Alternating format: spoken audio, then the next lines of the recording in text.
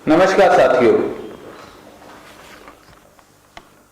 49 दिन से अधिक से लाखों किसान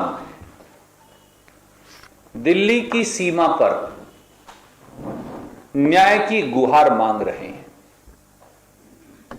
पूरे देश में देश का 62 करोड़ अन्नदाता, गरीब खेत मजदूर, अनुसूचित जाति, जनजाति और पिछड़े वर्गों के लोग, साधारण किसान जगह जगह आंदोलनरत है और मोदी सरकार द्वारा बनाए 3 काले कानूनों को खत्म करने की गुहार लगा रहा है।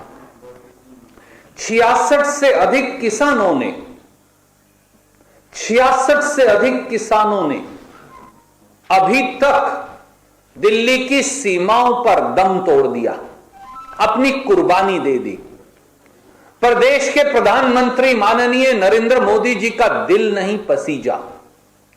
कोई दिन नहीं जाता जब एक से अधिक किसान काल का ग्रास नहीं बन जाता। पर प्रधानमंत्री जी ने आज तक सांत्वना का एक शब्द देश के अन्नदाता किसान के लिए नहीं कहा।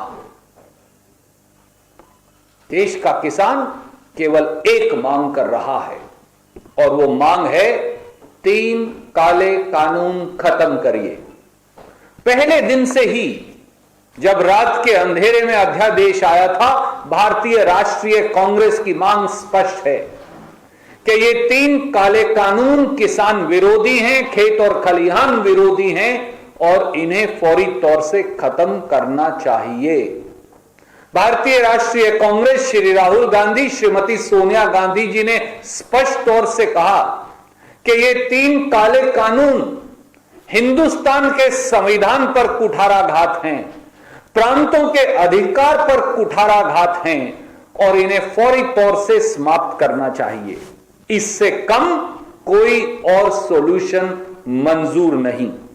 कारण बड़ा सीधा है जो कांग्रेस ने बताया, क्योंकि इन 3 काले कानूनों के माध्यम से मोदी सरकार सरकारी खरीद, राशन प्रणाली और न्यूनतम समर्थन मूल्य प्रणाली, इन तीनों को खत्म करना चाहती है। 8 दौर की वार्तालाप 1 महीने से अधिक में सरकार द्वारा बनाई केंद्रीय कृषि मंत्री की अध्यक्षता में बनाई कमेटी से हुई। सरकार हर बार अपनी जिम्मेवारी को टालती रही और साथियों, हद तो तब हो गई जब 8वें राउंड की वार्तालाप के बाद देश के कृषि मंत्री श्री नरेंद्र तोमर जी ने आप सबके सामने कहा, किसानों, अगर तुम्हें हम पर विश्वास नहीं, तुम सुप्रीम कोर्ट चले जाइए। उन्हें सुप्रीम कोर्ट की ओर धकेलने का प्रयास भी किया। पर किसान संगठन जो आंदोलनरत हैं, उन्होंने बार बार कहा कि वो किसी हालत में सुप्रीम कोर्ट नहीं जाएंगे। आदरणीय मित्रों, अब आज के संदर्भ में बात करें तो आज का दिन महत्वपूर्ण है, क्योंकि कल और आज दोनों दिनों में देश के उच्चतम न्यायालय ने भी जो वास्तु स्थिति बॉर्डर्स पर बनी है, क्योंकि शांति प्रिय गांधीवादी तरीके से अपना विरोध दर्ज करने आ रहे किसानों को सरकार आने नहीं देती दिल्ली में, उन्हें जबरन सड़कें खोदकर बॉर्डर पर रोक रखा है। सुप्रीम कोर्ट ने सरकार के प्रति कल अपनी निराशा जाहिर की थी और माननीय उच्चतम न्यायालय ने आज फिर अपनी चिंता किसान के प्रति जाहिर की और सरकार को सच्चाई का आईना दिखाने का प्रयास किया।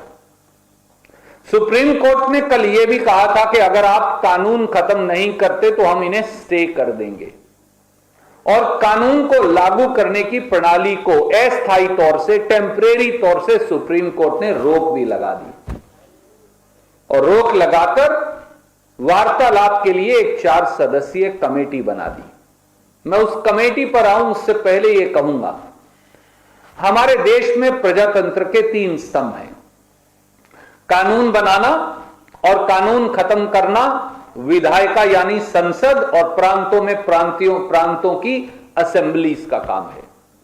उन कानून गलत हैं या सही संविधान की परिपाटी पर यह काम अदालतों का है, यानी हाई कोर्ट और सुप्रीम कोर्ट का है। और प्रशासनिक अमला, जिसे हम एडमिनिस्ट्रेटिव ऑफिसर कहते हैं, वो प्रशासनिक अंग है और ये तीनों अंग इंडिपेंडेंट हैं। आज सुप्रीम कोर्ट ने एक 4 सदस्यीय कमेटी भी बनाई और कहा कि ये किसानों से वार्तालाप करेगी। सुप्रीम कोर्ट ने जो संज्ञान लिया और चिंता जाहिर की वो स्वागत योग्य है। सुप्रीम कोर्ट की चिंता से हम भी अपने आप को जोड़ते हैं। पर साथियों, उस 4 सदस्यीय कमेटी जो सुप्रीम कोर्ट ने बनाई, उसका हमने अध्ययन करने का प्रयास किया और वो काफी चौंकाने वाला है, काफी अजीबोगरीब है। क्योंकि हमने ये पाया कि वो चारों सदस्य जो कमेटी के सदस्य हैं, उन्होंने तो पहले से ही सार्वजनिक तौर से ये निर्णय कर रखा है और बात कही है कि ये तीनों काले कानून सही हैं। किसानों से 3 काले कानून को खत्म करने वाली कमेटी के सदस्यों ने पहले ही ये कह दिया कि ये तीनों काले कानून सही हैं और किसान गलत हैं, किसान भटके हुए हैं। तो ऐसी कमेटी किसानों के साथ न्याय कैसे करेगी, ये प्रश्न एक नागरिक के तौर पर हमारे जहन में अवश्य उठता है। मैं एक एक करके आपको ये कागजात भी भेजूंगा। पहले सदस्य हैं कमेटी के अशोक गुलाटी जी। उन्होंने बाकायदा ये लेख लिखा और कहा कि ये तीनों कानून जो हैं वो बिल्कुल सही रास्ता और सही चीज है। और यह भी कहा कि अपोजिशन यानी विपक्षी दल वो भटक गए हैं और किसान भी शायद भटक गए हैं। ये मैं नहीं कह रहा, ये अशोक गुलाटी उस कमेटी के सदस्य कह रहे हैं। और बड़े अजीबोगरीब तरीके से उन्होंने ये भी कहा कि मैं पहले से ही कह रहा हूं कि इन कानूनों के फायदे किसानों के समझ नहीं आ रहे। ये अशोक गुलाटी जी का कहना है। उसके दूसरे सदस्य हैं पीके जोशी साहब, जो शायद एक इंस्टीट्यूट के हेड भी हैं। उन्होंने भी ये लेख लिखा और वो तो एक कदम और भी आगे निकल गए। उन्होंने कहा ये कानून भी ठीक हैं और न्यूनतम समर्थन मूल्य भी नहीं होना चाहिए, ये भी गलत है। मैं आपको अंग्रेजी में लेख है उसकी 2 लाइन पढ़ता हूं। उन्होंने कहा, पीके जोशी साहब ने एक ज्वाइंट आर्टिकल लिखा और कहा, the farm agitations demand to repeal the 3 farm laws and legalise minimum support price baffles us. वो कहते हैं मैं इससे बहुत चौंक गया हूं। Given the apprehension over the impact of laws on the farmers are mostly misplaced. तो बोलते हैं किसान जो हैं वो भटके हुए हैं, उनकी जो सोच है वो सही नहीं है। और आगे जाके उन्होंने ये भी कहा कि अगर सरकार को खेती की उपज खरीदनी पड़ेगी तो सरकार के लिए तो यह संभव ही नहीं, सरकार को खेती की उपज खरीदनी ही नहीं चाहिए। And I can read it. Alternatively, the government has to procure the commodity at the declared prices. This is not feasible, as the government has to create a huge network for procurement for all commodities. तो उन्होंने तो कहा MSP भी नहीं देना चाहिए, किसान भी भटके हैं और कानून भी गलत है। तीसरे सदस्य हैं माननीय अनिल घनवंत साहब, जो एक संगठन के प्रमुख हैं। अब घनवंत साहब तो इससे भी आगे चले गए। वो तो जाकर मेमोरेंडम देकर आए, चिट्ठी लिखकर देकर आए और उन्होंने ये कहा कि ये कानूनों से ही असली आजादी मिलेगी। यानी इन 3 काले कानून जो हैं वो ना केवल सही हैं, उन्हीं से आजादी मिलेगी। और वो इन काले कानूनों को लागू करने के हक में अपने संगठन के माध्यम से प्रदर्शन तक कर रहे हैं। The Sanghthana has welcomed the 3 farm bills passed in Parliament amid strong protests by the opposition and termed them as the first step towards financial freedom. The new legislation limits powers of APMC and this is a welcome step, said Ghanwant. ये हमारे घनवंत साहब हैं। चौथे जो member हैं उन्हें कहा कि वो ऑल इंडिया किसान जो कोऑर्डिनेशन कमेटी, जो सरकारी एक कमेटी है, वो उसके चेयरमैन हैं भूपेंद्र सिंह मान साहब, और उन्होंने 14 दिसंबर को ये चिट्ठी लिखी बाकायदा,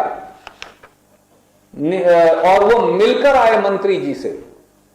और इस चिट्ठी में क्या लिखा है, ये बड़ी इंटरेस्टिंग बात है। मान साहब ने उन्होंने लिखा, आज भारत की कृषि व्यवस्था को मुक्त करने के लिए प्रधानमंत्री माननीय नरेंद्र मोदी जी के नेतृत्व में जो 3 कानून पारित किए गए हैं, हम उन कानूनों के पक्ष में सरकार का समर्थन करने के लिए आगे आए हैं। ये तो मोदी जी की कमेटी के सदस्य हैं पहले से। और ये है साथी, ये नरेंद्र तोमर जी को भूपेंद्र सिंह जी, ये वो फोटो है, गए और ज्ञापन देकर आए कि 3 काले कानून लागू करिए। हम ये सब आपको भेज रहे हैं।